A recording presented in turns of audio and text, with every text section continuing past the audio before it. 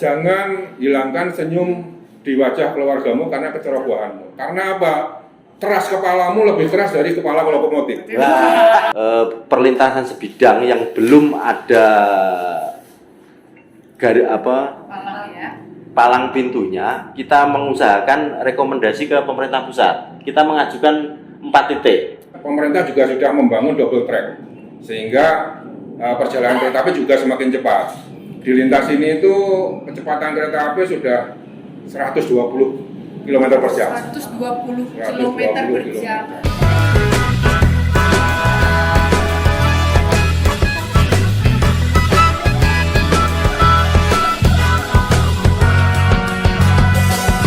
Halo Sobat Lantas, senang sekali pagi ini kita sudah berjumpa di tayangan program kebanggaan kita, podcast Lantas Nganjuk. Keselamatan adalah prioritas utama kami. Baik, pagi ini saya juga nggak sendiri nih, saya juga ditemani oleh Bu Cantik ada di depan nih. Siapa ya?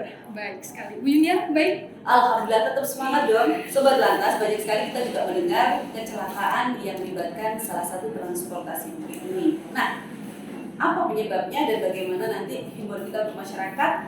Kita juga akan panggil nih beliau-beliau yang akan menjadi narasumber kita. Boleh Betul sekali, boleh. Kita undang langsung narasumber kita. Ya. Baik, selamat pagi, sudah hadir Sobat Lantas di sini. Kami sudah bersama dua orang tamu kita. Apa kabar Bapak-bapak? Alhamdulillah. Semangat ya. Semangat Bu Yunia, Bu Oke. Ajeng. Ada pantun nih. Kalau tidak kenal maka tak sayang. Nih Sobat Lantas, biar makin sayang pada narasumber kita, boleh kita akan perkenalkan satu persatu. Yang pertama, beliau adalah manajer humas PT KAI Daerah Operasi 7 Madiun, Bapak Supriyanto. Bapak Supriyanto, selamat datang di Nganjuk. Selamat Langsung datang. dari Madiun Terima nih Pak ya? kasih. Ya, dari Madiun tadi cukup pagi berangkatnya. Pak, pertanyaan saya, apakah tadi Bapak naik kereta api ke sini? Enggak ya? Enggak. Karena kebetulan nggak ada kereta Naik kereta api gitu ya. Oke, kita akan ke narasumber yang kedua Sobat Lantas. Beliau adalah Kabid Lalu Lintas di Sub Kabupaten Nganjuk, Bapak Budi Legowo. Selamat pagi semua masyarakat Nganjuk. Selamat pagi. Mungkin bisa pertama dari Bapak Supri dulu ya. Kira-kira apa sih informasi yang akan diberikan kepada masyarakat Nganjuk tentang perlintasan sebidang dan juga jalur KA?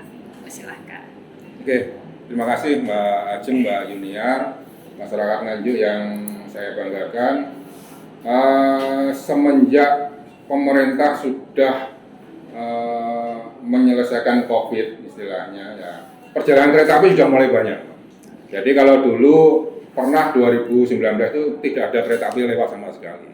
Dan alhamdulillah mulai 2022 kemarin sudah hampir seluruh perjalanan kereta api berjalan. Jadi kereta api sudah mulai padat dan alhamdulillah pemerintah juga sudah membangun double track sehingga perjalanan kereta api juga semakin cepat. Di lintas ini itu kecepatan kereta api sudah 120 km per jam. 120 km per jam.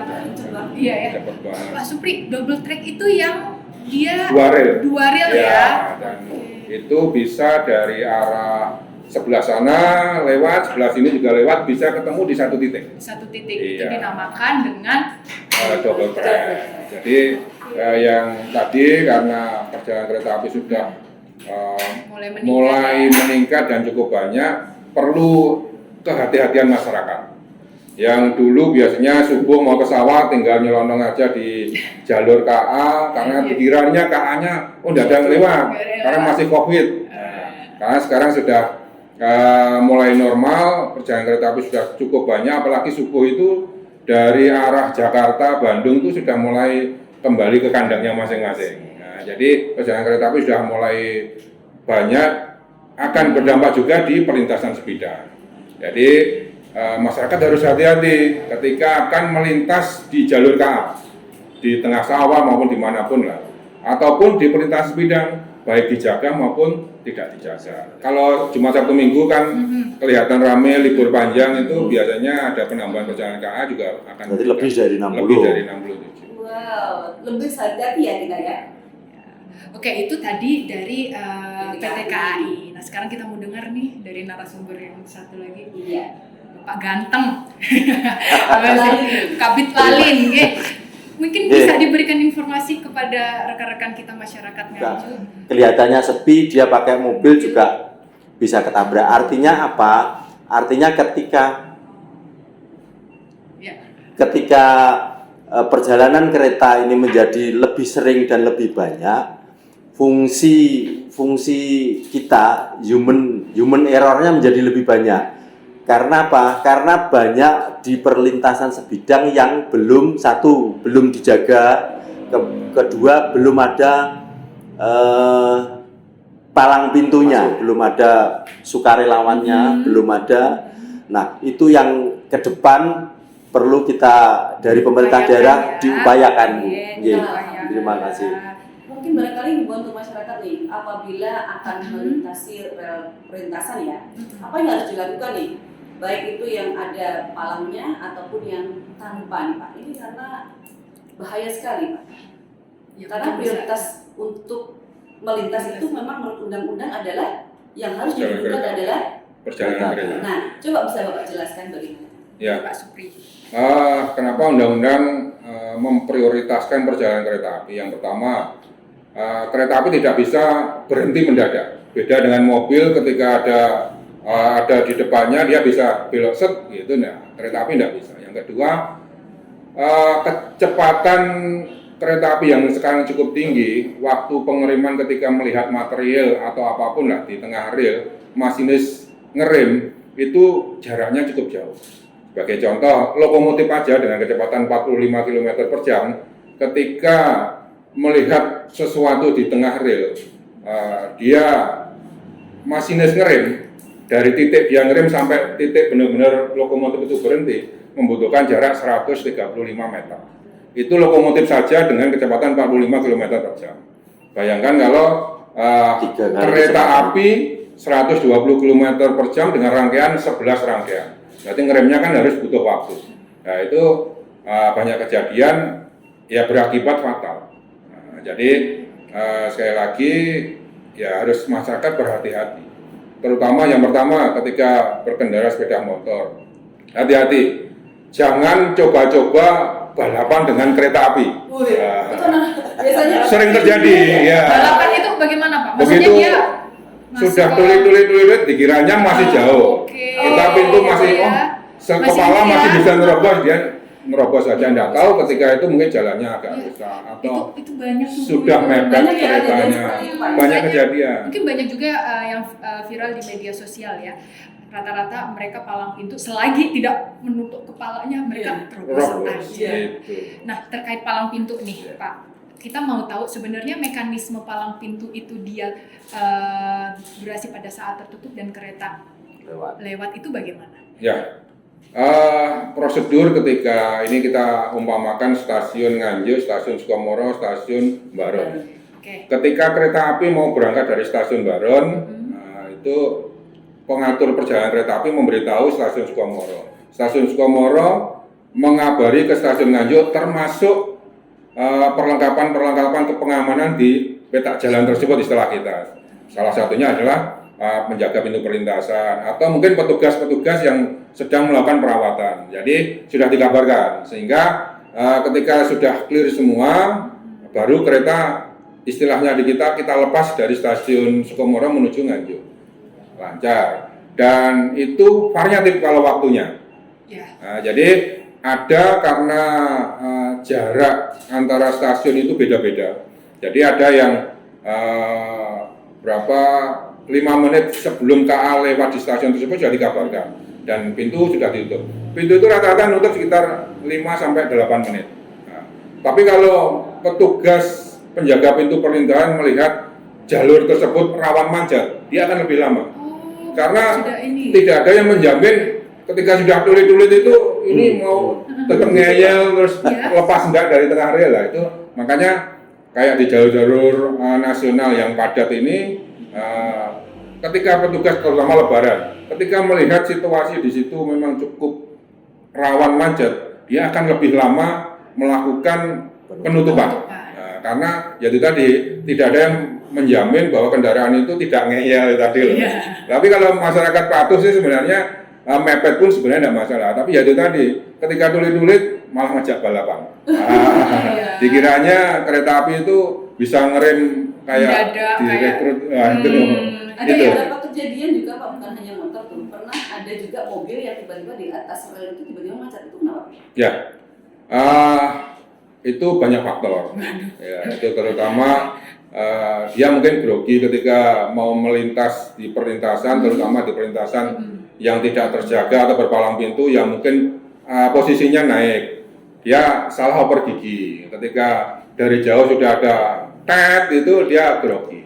Makanya pertama yaitu tadi berhenti sebelum jalur. Pastikan tengok kanan kiri tidak terlihat perjalanan KA baru melintas. Yang kedua, pastikan ketika akan melintas di perlintasan, khususnya yang tidak terjaga, itu pastikan kancing pintu dibuka. Oh jadi kancing. Iya, kancing pintu dibuka. Jadi ketika terjadi sesuatu bisa segera keluar dari kendaraan. Ya, Namun tetap aja ya masih ada masyarakat yang ngeyel, dalam artian sudah diberi peringatan untuk berhenti karena ada perlintasan kereta api, namun mereka tetap membalap kereta api tersebut. Nah, sekarang ke Pak Budi nih, kita tanggapan Bapak kepada masyarakat yang ngeyel itu bagaimana? Mungkin bisa diberikan pesan dan akan menyadarkan kepada masyarakat Nganjuk untuk lebih berhati-hati, terutama di perlintasan sebidang ataupun jalur kereta api. Nggih, Bu Ajeng. Jadi kita ini repot, Bu Ajeng ya. Aduh, Dari repot ya Pak. repotnya gini, sebetulnya pemerintah sudah sangat berhati-hati atau banyak menghimbau. Ya. Kita sudah pasang rambu-rambu lalu lintas.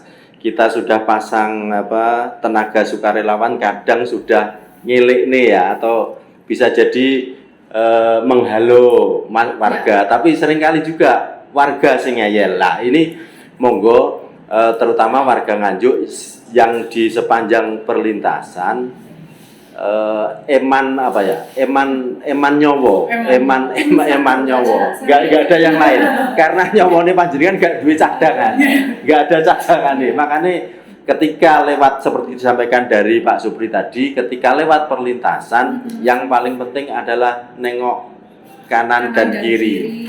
Kalau memang sudah benar-benar aman, kalau mobil gigi satu tancap gas kan seperti itu. Sepeda motor juga seperti itu.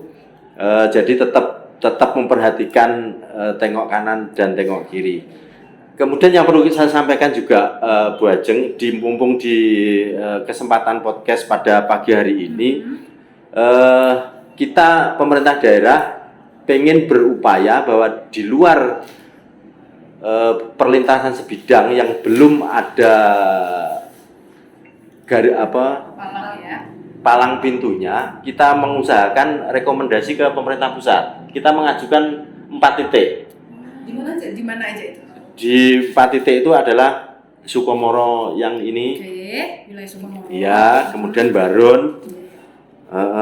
Terus kemudian Wilangan yang sebelah yang sempat kejadian itu ada 4 titik yang akan kita usahakan rekomendasi dari Kementerian Perhubungan. Nah, apabila nanti itu yang disampaikan Pak Supri tadi dari Dinas Perhubungan Provinsi untuk ini sebagai mediator juga dalam rangka biar program ini cepat terlaksana. Kemudian juga kalau syukur-syukur kita mengupayakan yang tenaga sukarelawan yang belum ada palang pintunya itu kita usahakan pemerintah desa suruh nyari warga sekitar misalnya, kemudian dia dibiayai oleh anggaran ADD desa. Kita upayakan itu sebagai bentuk rencana aksi kita yang ke depan kita sosialisasikan kepada pemerintah desa. Nah, itu tadi berbagai informasi yang sudah diberikan dari PT KAI dan dari Dinas Perhubungan. Ternyata Bu Yun, kita tidak diam. Di sini masing-masing dinas itu sudah melakukan upaya-upaya terhadap keselamatan masyarakat, terutama di perlintasan sebidang ataupun jalur kereta api. Sambil menunggu prosesnya yang lebih lanjut, kita himbau juga kepada masyarakat, maksudnya pada saat kejadian kecelakaan kereta api itu korbannya langsung banyak. Jadi sehingga bobot laka kami juga tinggi. Berarti memang perlu perhatian secara khusus nih Bapak nih. Semoga Betul. nanti terrealisasi. Iya. Dari Pak Pri dari PT KAI, upaya-upaya yang akan dilakukan seperti apa? Ya, apa yang selama ini kami lakukan dari Daob 7 Madiun, seminggu sekali itu kita sosialisasi di perlintasan sebidang. Karena memang wilayah kita cukup banyak, kita itu ada 34 stasiun dan yang berada di 14 kota kabupaten. Sering jalan-jalan dong dari desa. Iya. Jadi kita Asik gitu. seminggu sekali kita melakukan sosialisasi di perlintasan. Kita melibatkan juga dengan pecinta KA, dengan pemerintah daerah setempat. Juga kita masuk ke sekolah-sekolah. Kita sosialisasi ke sekolah-sekolahan untuk mengingatkan ya anak-anak itu mungkin saat melintas di perlintasan itu seperti apa. Itu juga sudah kita lakukan melalui media sosial. Kita juga melibatkan masyarakat pecinta KA untuk terus mempublikasikan sosialisasi keselamatan.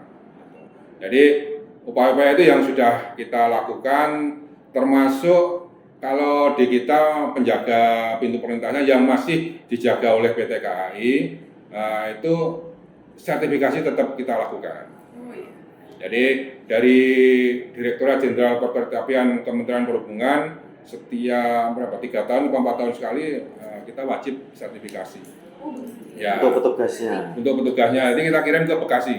Itu untuk sertifikasi ulang. Itu sudah rutin kita lakukan dan kemarin pemerintah juga di beberapa perlintasan sudah mulai dilakukan penjagaan dari pemerintah daerah. Seperti di Kabupaten Magetan ini sudah ada rekom 3 titik di perlintasan sebidang yang selama ini tidak dijaga. Di Kabupaten Madiun juga mungkin di Blitar, Kediri, Tulungagung, dan ini alhamdulillah tadi Nganjuk disampaikan sudah mengusulkan 4 titik. Jadi ya itu tadi kita sama-sama dari PT Kereta Api sudah melakukan pengamanan, dari pemerintah daerah sudah melakukan pengamanan, kembali ke masyarakat yang akan melewati titik tersebut. Jadi sekali lagi ya, pesan saya ya utamakan keselamatan diri. Nah, karena ya itu tadi kembali, jangan hilangkan senyum di keluargamu karena kecerobohanmu. Keren banget.